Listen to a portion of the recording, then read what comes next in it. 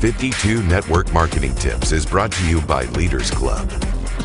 Get your own custom 90-day success plan, including one-on-one support from a personal success advisor, exclusively at leadersclub.com. Marketers ask me every day about how they should follow up, how often, what they should say, and for how long. These are very good questions. Follow-up is essential to good marketing. However, there's something you need to have in place before you even think about follow-up or a whole host of other efforts, like blogging or making videos, for example. 69% of the marketers we talk with are not following through with the prospects they already have. What I mean by follow through is that they're not making a good effort at their initial contact. What's the point of following up if you've never really made contact in the first place? Here's a story to illustrate my point.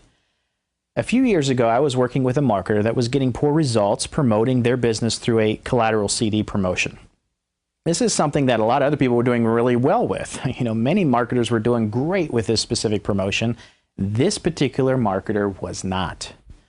The marketer's initial thought was that maybe they needed to do more follow-up, maybe create a long-term drip email program, write some blogs, even having some live calls were things that they thought about. All good ideas in the right situation, in the right context, but I pointed out that it's premature to come to that conclusion without first analyzing what was actually going out and what was being said or not said. The point was simply that there's no point in fixing things without first making sure they're actually broken. And what we discovered was that while the marketer was mailing the CD to folks and doing so actually in a timely manner, that was all they were mailing. Well, that and the sticker on the back cover. There was a single email going out basically asking if they liked the CD and letting the prospect know that they should call or email if they had any questions. Nothing wrong with that, but I pointed out that this really wasn't that great of an initial follow-through, and that it would be much more effective for them to focus on good follow-through at this point before they thought about adding follow-up or even leveraging other tools. There was quite a bit missing from this marketer's initial contact. But the two things that made the most difference once we implemented them were a proper cover letter and literature relating directly to the prospect's most pressing challenge. We uncovered the most pressing challenge through a telephone conversation. The telephone, as we talked about back in tip 11, is the most important tool in your marketing toolbox. For one, studies show that people will reveal much more about themselves and their predicament on the phone than they will in writing or on a survey form, even more so than they will in person.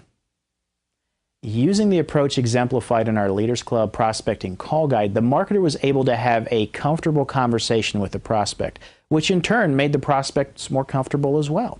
In the end, the result was that the prospect was eagerly awaiting this package to arrive. They had a clear understanding from what steps they needed to take from the material that they had inside that package. They understood specifically how this service would benefit them because the marketer was actually thinking about it. What happened is that signups went up to over 25% of prospects contacted, and the marketer had a complete turnaround in their business without spending any more money than they already were. So the next time you consider your sponsoring results, think follow through before you think follow up.